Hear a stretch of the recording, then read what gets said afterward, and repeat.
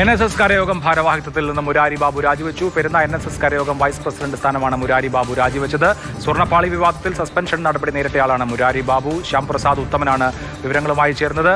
Shyam, NSS നിർദ്ദേശിച്ച പ്രകാരമാണോ രാജി? കാരണം വരുന്ന ദിവസങ്ങളിൽ ഈ കേസിൽ മുരാരി ബാബു പ്രതിയാകുമെന്നുള്ള കാര്യത്തിൽ യാതൊരു സംശയവുമില്ല, ഉറപ്പാണ്. ആ സാഹചര്യത്തിൽ കാലേക്കൂട്ടിയുള്ള ഒരു രാജിയാണോ? അഭിലാഷ്, അതായത് ഉണ്ണികൃഷ്ണൻ പോറ്റിക്ക് പിന്നാലെ തൊട്ടടുത്ത പ്രതി ആയി വരുന്ന ആളാണ് മുരാരി ബാബു. അതുകൊണ്ട് തന്നെയാണ് ഈ NSS നേതൃത്വം ഇത്തരത്തിൽ മുരാരി ബാബുവിനോട് ഈ രാജി അങ്ങോട്ട് ആവശ്യപ്പെട്ട് വാങ്ങി എന്നതാണ് മനസ്സിലാക്കാൻ കഴിയുന്നത്. നേതൃത്വത്തിൻ്റെ സമ്മർദ്ദത്തിന് വഴങ്ങി മുരാരി ബാബു രാജിവെക്കുകയായിരുന്നു. NSSൻ്റെ പെരുന്ന കരയോഗത്തിൻ്റെ വൈസ് പ്രസിഡൻ്റാണ് മുരാരി ബാബു. ഈ വിഷയവുമായി ബന്ധപ്പെട്ട് ഈ സസ്പെൻഷനിലാണ്. അതായത് ഈ സ്വർണ്ണപ്പാളി വിഷയവുമായി ബന്ധപ്പെട്ടുകൊണ്ട് ഈ ഹരിപ്പാട് ഓഫീസറായിരിക്കെയാണ് സസ്പെൻഷൻ നേരിടുന്നത്.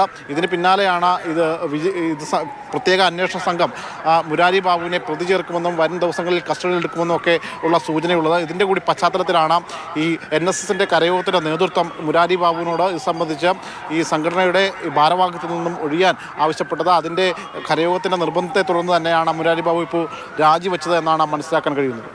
യെസ്, ശ്യാം പ്രസാദ് ഉത്തമനാണ് വിവരങ്ങൾ നൽകിയത്. NSS ആവശ്യപ്പെട്ടതനുസരിച്ച് Murari Babu NSS കരയോഗത്തിൻ്റെ ഭാരവാഹിത്വം രാജിവെച്ചിരിക്കുന്നു.